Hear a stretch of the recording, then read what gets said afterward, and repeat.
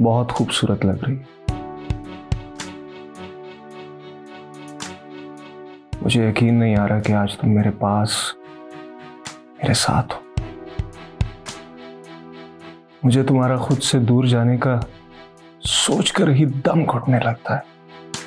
मगर आज से पहले आपने कभी अपने ये जज्बात मुझे बताए नहीं।